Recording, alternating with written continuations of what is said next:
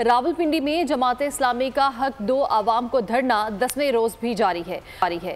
हुकूमत और जमात इस्लामी के दरमियान मुज़ाकरात बदस्तूर तातुल का शिकार हैं।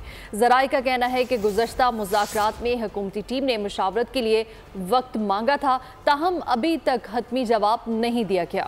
मुज़ाकरात के दौरान हुकूमती इशा खर्चियों में कमी, तनख्वाहदार तबके पर टैक्सों में रिलीफ देने, IPPs के मुआहदों पर नजरसानी और इसके अलावा फॉरेंसिक ऑडिट के हवाले से भी हुकूमती वफ़द ने इत्तफाक किया था। जमात इस्लामी मुतालबात पूरे न होने पर मजीद एहतजाज की धमकी भी दे चुकी है।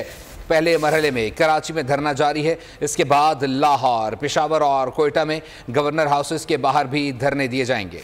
इसी पर मज़ीद तफसीलात जान लेते हैं। नुमाइंदा बोलिस मलिक सईद अवान हमारे साथ इस वक्त मौजूद हैं। मलिक सईद अवान, मजीद क्या अपडेट्स हैं इस धरने के हवाले से?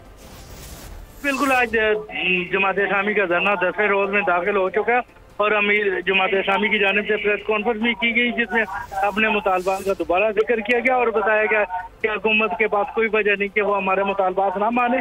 हमें इसे कम ज़राए ने बताया था कि जमात इस्लामी ने पहली दफ़ा तहरीरी मुतालबात हुकूमत ने सामने रखे और एक एक नुक्ते पर बहस हुई तो हुकूमत टीम ने मुशावरत के लिए टाइम मांग लिया। नायब अमीर जमात इस्लामी लियाकत बलोच का यही कहना था कि मुज़ाकराती टीम की जानिब से कहा गया है कि वज़ीर आज़म शहबाज शरीफ ही अब इन मुतालबात की मंजूरी देंगे। उनसे मुज़ाकरात के बाद जो है आपको बताया जाएगा। ज़राए के मुताबिक जमात इस्लामी की जानिब से मुज़ाकरात के दरमियान हुकूमती खर्चों में कमी, तनख्वाहदार तबके को टैक्सों में रिलीफ देने, IPP के मुआहदे पर नजरसानी और फॉरेंसिक ऑडिट के हवाले से जो है वो मुतालबात रखे थे, जिससे हुकूमती वक्त ने इत्तफाक किया।